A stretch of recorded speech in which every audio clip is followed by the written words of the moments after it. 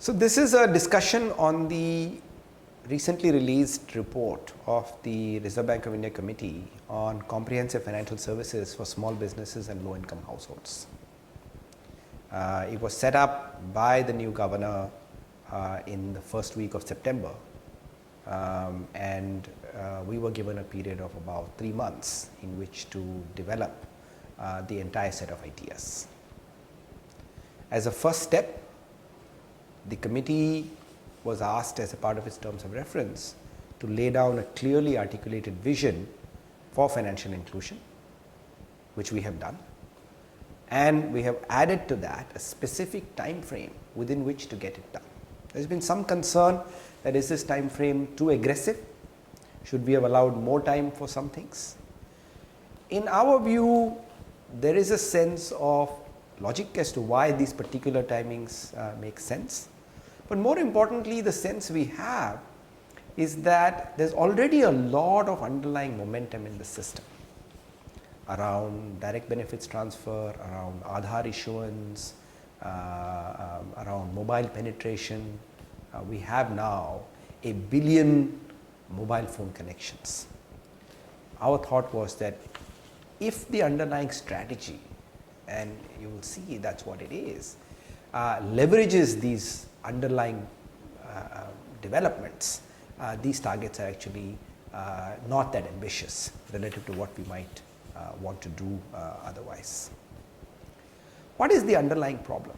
And the report documents in some detail. India has a relatively small banking system relative to her needs. We first of all have relative to our population a modest GDP, and then relative to that modest GDP we have a small banking system. In a larger banking system, one would have imagined there is no need for financial inclusion goals. A competitive process, just like it has happened in FMCG companies, would have forced businesses and banks to go and explore rural markets. And clearly at some point we expect something like that will happen to India as well. Right? What do we do about that? There are only two choices, in a manner of speaking, somewhat at least superficially. One is get the current banks to grow much faster so that they double, triple in size. We know that's a high risk strategy. India has tried it, other countries have tried it. That tends to be a recipe for disaster. Or the second direction to go is to say, let's create many more new banks. Now, there's no doubt that the country needs more banks, and there is an underlying process already underway that is going to give new bank licenses. But again, one has to do that with a great deal of care, a great deal of attention. It cannot be done at a breakneck speed. So the view the committee took was that it's much better to try and strengthen what is going on today. Because remember, banks that are working today in the area of financial inclusion are also struggling to figure out how to manage costs, how to manage risk, how to manage effectiveness. So even if you gave many more new licenses, they will have to figure that out anyway. So our thought was, let's focus our attention on the existing structures and see how we can strengthen those and benefit from, as I said earlier, the number of processes that are going on, so that not only do we achieve some near-term goals, but also set the agenda for a longer-term transformation. In order to get to that goal, we have made several recommendations, but I would say, broadly speaking, in 5 areas. One, we have said that leverage the Aadhaar process. The Aadhaar process collects KYC information, know your customer information, identity information, address information with document verification in a manner that's exactly equal to what a bank currently does. It costs a bank anywhere between 200 to 300 rupees to do this work. What we are saying is KYC is already being done by the Aadhaar machinery. Already 54 crore individuals have received the Aadhaar number, and from our discussions, they seem to be well set to complete this task by December 2015.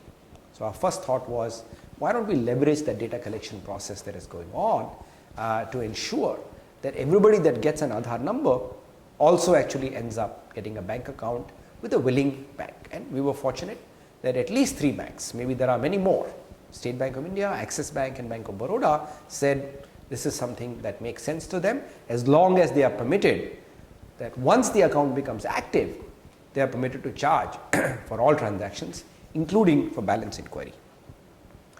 The second, the country has already made very good progress on the use of agents.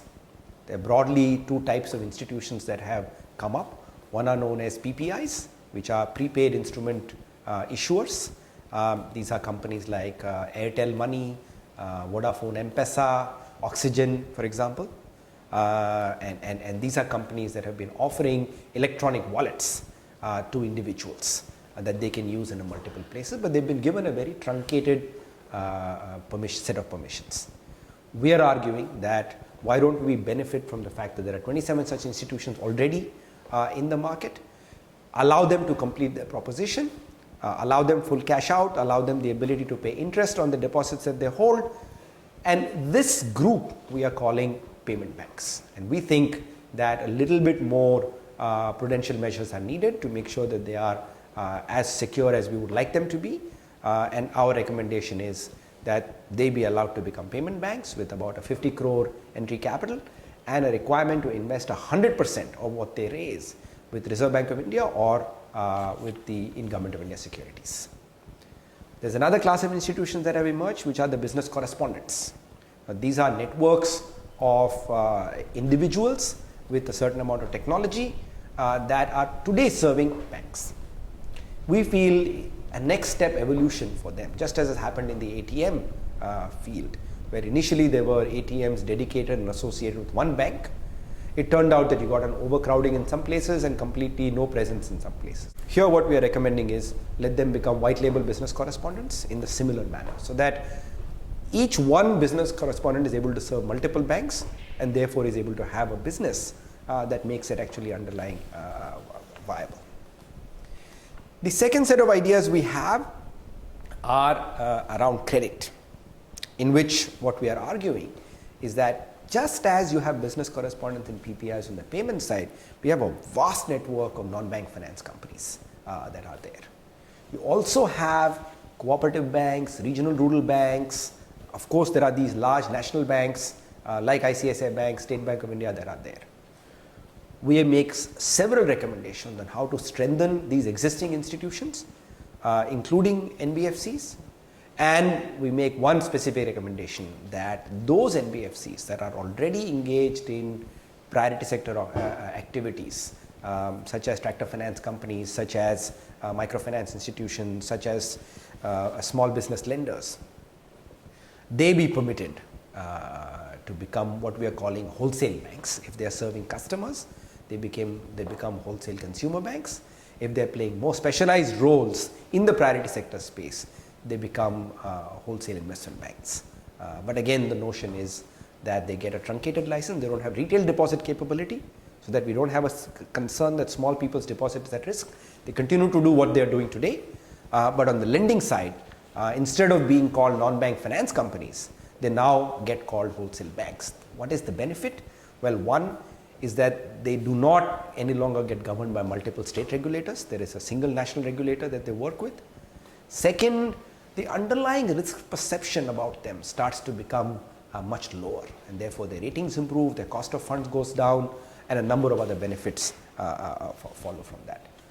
And an added benefit of both these payment banks, which are the PPIs converting into payment banks, like these mobile money people, and these NBFCs convert into wholesale banks, is that it sets up a group of institutions, which may be pretty large in number, from whom tomorrow's full service banks can be chosen, because then becomes a next step of evolution for these institutions.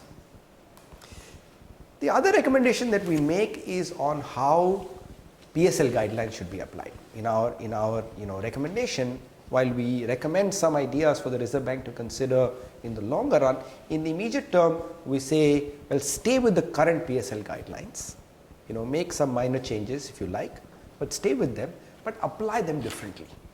Today's application process requires every bank to do everything. Everybody has to do agriculture, everybody has to do SME, everybody has to do weaker section. Unfortunately, this results in no specialization.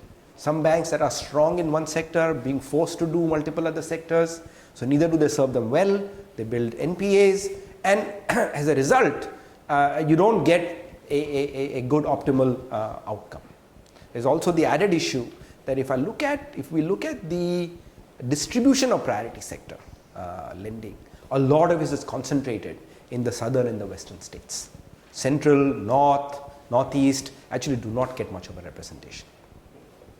We put all of these ideas together and we say, don't change the guidelines, at least not yet, but apply them in a way that people who do more challenging things, which have been hard for the system to achieve, are able to get extra weightages, and counting that extra weightage, not on its own, we think that the number of 40% of priority sector lending becomes equivalent to what we are calling 50% adjusted priority sector. So there is no attempt and no intent to increase the amount of balance sheet or the proportion of balance sheet that is deployed in the priority sector, but very much the idea is to create a reweighting so that a particular financial institutions can focus on a narrow area while the system as a whole continues to deliver on the national goal of priority sector as defined today.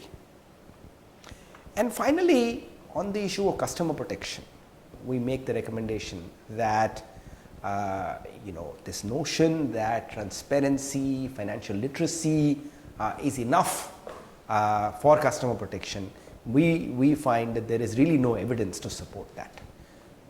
Our own view is that very educated customers who may have done finance themselves are unable to, for example, correctly incorporate inflation considerations in their insurance and retirement planning, unable to decide is floating rate home loan a good product for them or a fixed rate home loan a good product for them. Our view is that a lot of this responsibility actually has to shift to providers, so that when they serve customers, they spend some time understanding what the customer needs and then decide which products to sell. Now here the goal is not that you hold the provider accountable for outcomes. That is very hard to predict. A stock market can go up, stock market can go down. The opportunity, the requirement will be on at the time of initiating the sale. Did you spend enough time understanding what the customer would benefit from and then offer it? And this is again not a new idea. For corporates today, when they buy derivatives, for example, this is exactly the requirement imposed on banks. What we are arguing is if corporates are deserving of this kind of protection, certainly the retail individual, the vulnerable borrower is even more deserving of it. Our sense is that this is also the way the world is going. A number of countries, Australia is an example that we give in the report, for example, have already moved in this direction. So again, this is not some unusual new idea that we are leaving on the table. We have a number of recommendations in the report. I don't want to spend time going through all of them just now. But overall, I would say to you that the thought very much is that we want to encourage specialization. We want to encourage people to partner with specialists rather than requiring the creation of large generalist institutions that are required from soup to nuts deliver on the entire set of issues. It's also our belief that almost all, maybe there are a few that need more long-term thinking, almost all of our recommendations are constructed and imagined within the current regulatory framework and therefore require a very few set of modifications to make them happen on the ground. We remain optimistic that these goals will be achieved broadly, if not precisely, in the timeframes that we have specified. Thank you.